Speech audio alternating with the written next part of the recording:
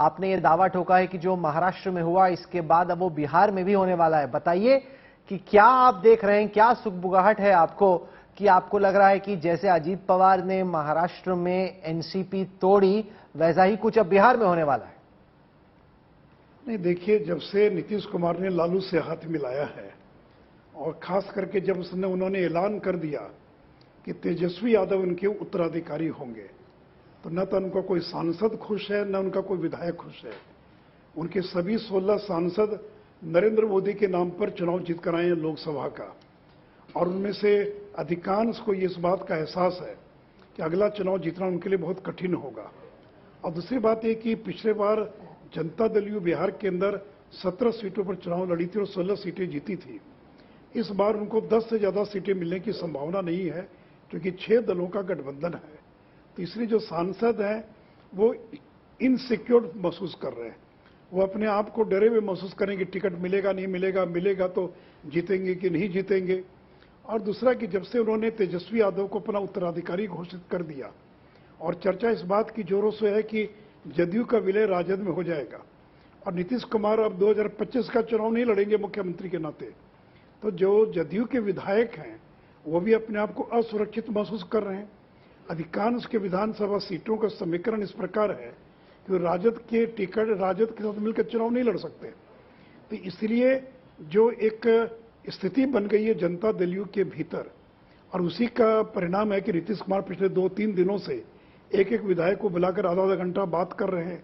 17 साल में तो उन्होंने कभी विधायकों को नहीं, पर दूसरी थ्योरी इस पे सुशील जी यह है कि अगर ऐसा कुछ हो रहा होता तो सुशील मोदी उसके बारे में ट्वीट थोड़ी करते। अगर वाकई में ऐसा कुछ चल ही रहा होता तो वो तो होने में हो ही गया होता। जब मध्य प्रदेश में इस तरह से हुआ, ज्योतिरादित्य सिंधिया ने छोड़ा या अभी अजीत पवार ने महाराष्ट्र में छोड़ा, कोई अनाउंसमेंट करके थोड़ी हुआ। आपके जो विरोधी हैं वो कह रहे हैं देखिए बीजेपी चाह रही होगी कि ऐसा हो जाए, हो नहीं रहा, इसीलिए तो सुशील मोदी ट्वीट करके बता रहे अगर होना होता तो हो ही गया होता। ये आपकी हसरत है, हकीकत नहीं। अरे मैंने ये कब कहा कि हम तोड़कर सरकार बनाएंगे? ये तो मैंने नहीं कहा। और देखिए, बीजेपी को सरकार बनाने की आवश्यकता नहीं है। हम 2025 का इंतजार करेंगे।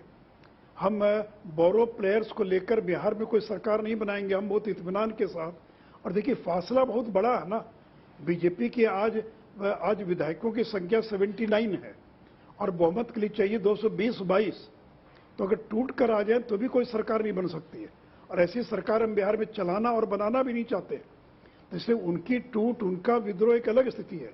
इसका मतलब ये नहीं कि बीजेपी उनके एमपी एमएलए को लेकर और बिहार में कोई सरकार बनाना चाहती है। हमारी दूर दूर तक कोई रुचि नहीं है। और देखिए, नीतीश जी को जब से बीजेपी ने अपना दरवाजा बंद कर दिया, तो नाक भी रगड़ ले तो भी बीजेपी के अंदर नीतीश कुमार की अब दोबारा एंट्री नहीं हो सकती है। अब उनके लिए एक ही रास्ता बचा है, राष्ट्रीय जनता दल। इसलिए तेजस्वी यादव को बचा रहे हैं। जिस तेजस्वी यादव करप्शन के मामले में चार्जशीटेड हैं, और जिस तेजस्वी यादव को 2017 में नीतीश कुमार ने कहा कि आप सीबीआई द्वारा लगाए गए आरोपों का बिंदुवार जवाब दीजिए, जवाब नहीं दे पाए, तो गठबंधन तोड़ दिया और कहा कि भ्रष्टाचार के मुद्दे पर कोई समझौता नहीं करेंगे।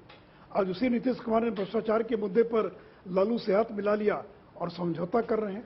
पर सुशील, दस्तावेज तो ललन सिंह के उपलब्ध कराए हुए हैं। पर सुशील जी, ये भी तो हकीकत है कि जब लास्ट टाइम सीबीआई और बाकी इन्वेस्टिगेटिव एजेंसीज तेजस्वी यादव हो, लालू यादव हो, इन पे पूरी नकेल कसे हुए थे, लग रहा था कि अभी तेजस्वी अरेस्ट होंगे, वो तब था जब नीतीश और तेजस्वी साथ में थे। जब तक नीतीश कुमार आपके साथ थे तब तक तो आपने कुछ किया नहीं, वो केस एक तरीके से ठंडे बस्ते में चले गए। अब चूंकि नीतीश और तेजस्वी साथ में है तो एक बार फिर से आपकी सारी एजेंसियां बंदूक लेके खड़ी हो गई कि इसी को गिराना है, इसी को गिराना है, तेजस्वी को ही अरेस्ट करना है। जब तक आपके साथ में नीतीश तब तो आपने कुछ नहीं किया। अब चूंकि नीतीश और तेजस्वी साथ में, उनमें आप दरार डालने की कोशिश कर रहे हैं। बिहार में तो चर्चा ये चल रही कि नीतीश को तेजस्वी की अरेस्ट की तस्वीर दिखाकर आप चाहते हैं कि नीतीश कुमार तेजस्वी से और आरजेडी से अलग हो जाए। देखिए, आपका ये आरोप गलत है, क्योंकि ये जो जमीन के बदले, नौकरी के बदले जमीन का घोटाले का मामला है, इसको सबसे पहले ललन सिंह ने 2007 में उजागर किया था। स्वर्गीय शरद यादव के साथ डॉक्टर मनमोहन सिंह से मिलने गए थे और ज्ञापन दिया था कि लालू यादव रेल मंत्री रहते हुए लोगों को रेलवे की जमीन, नौकरी के बदले जमीन लिखवा रहे हैं, और सबूत दिया, प्रमाण दिया। मनमोहन सिंह ने उसको दबा दिया, कोई कार्रवाई नहीं हुई। और देखिए लालू यादव तो इस मामले में 1.5 साल पहले चार्जशीटेड हैं। सरकार तो बनी है अगस्त के अंदर, 9 महीना पहले, लेकिन राबड़ी देवी और लालू यादव और मीसा भारती इस मामले में जो एफआईआर दर्ज हुई वो तो आज से 1.5 साल पहले दर्ज हुई है। लालू यादव पर जो चार्जशीट फाइल हुई तो गठबंधन के पहले फाइल हुई है, सरकार बनने के पहले। और जब दस्तावेज उनको मिले कि एके इन्फोसिस्टम प्राइवेट लिमिटेड, पूछे तेजस्वी यादव से, ललन सिंह से, ये कौन सी कंपनी है? ओम प्रकाश कात्याल की कंपनी से राबड़ी के जमाने में पटना में शराब की फैक्ट्री लगाई थी, 1 लाख रुपए में अपनी कंपनी तेजस्वी यादव को बेच दिया। और आज उस कंपनी के पास रेलवे की उस जमीन के आधे दर्जन टुकड़े जिनकी कीमत 5 करोड़ रुपए से ज्यादा है। तो अगर आपके इसलिए आप सफाई देने के बजाय जो आरोप लगे उसका जवाब दीजिए ना। इनके पास तो कोई जवाब नहीं है। अब लालू यादव 4 मामलों में सजा याफ्ता नहीं, तो पर जवाब तो तभी मांगे गए ना सर, जब ये लोग सरकार में हैं। जब तक आपके साथ थे तब तक तो कोई एजेंसी इनसे जवाब नहीं मांग रही थी। जितने दिन वो आपके साथ थे तब वो केस ठंडा था, अब वो गर्म हो रहा है। नहीं, दूसरी बात यह है कि पटना में ही इतनी बड़ी ऑपोजिशन की एक मीटिंग हुई, उन्होंने तमाम पार्टियों को एकजुट करने की कोशिश की। उसके बाद हम देख रहे हैं कि ऑपोजिशन तो बटा हुआ है, एनसीपी अलग हो गया, लेकिन बीजेपी कोशिश कर रही है। आज जेडीएस ने अनाउंस कर दिया कि वो बीजेपी के साथ लड़ेंगे। अकालियों से बातचीत ऑलमोस्ट फाइनल हो गई है, टीडीपी से बातचीत अच्छी चल रही है, उपेंद्र कुशवाहा से बिहार में बातचीत चल रही है। तो ऑपोजिशन ये कह रहा है कि जैसे पटना में इतनी कामयाब मीटिंग हुई, उससे लगता है कि बीजेपी डर गई, अपने रूठे हुए पुराने साथियों को वापस लाने की कोशिश कर रही है। कहां हम अनश्योर हैं। बिहार में महागठबंधन की सरकार बनने के बाद 3 बाई इलेक्शन हुआ, 3 में से 2 हम जीते और एक मोकामा के बाई इलेक्शन में 64,000 वोट लाई बीजेपी। तो 7 दलों के गठबंधन को तो हमने 2 विधानसभा में तो पराजित कर दिया, तीसरे में 64,000 वोट लाए। तो हम क्यों डरे हुए हैं? और इनकी जो विपक्षी एकता की बैठक हुई वो तो पहले ही दिन इसकी हवा निकल गई।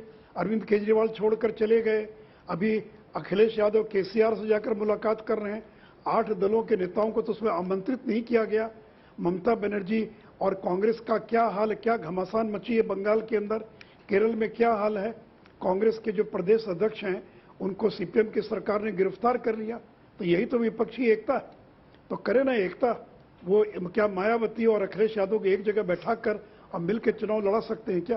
पहले तो बंगाल सुलझा लें, जब पंचायत के चुनाव में हिंसा हो रही है, 2 दर्जन लोग अभी तक मारे जा चुके हैं, कांग्रेसी लोगों, कांग्रेस और बीजेपी के लोगों की हत्या की जा रही है। और आरोप क्या लग रहा है कि कांग्रेस बीजेपी की बी टीम है। केरल में आरोप लगा रही सीपीएम कि कांग्रेस बीजेपी की बी टीम है, वो करे उनकी बीजेपी बी टीम है। अरविंद केजरीवाल का क्या हाल है? तो ये एक दूसरे को बीजेपी की बी टीम बता रहे हैं। तो ऐसे लोगों से हम डरते और घबराते नहीं हैं।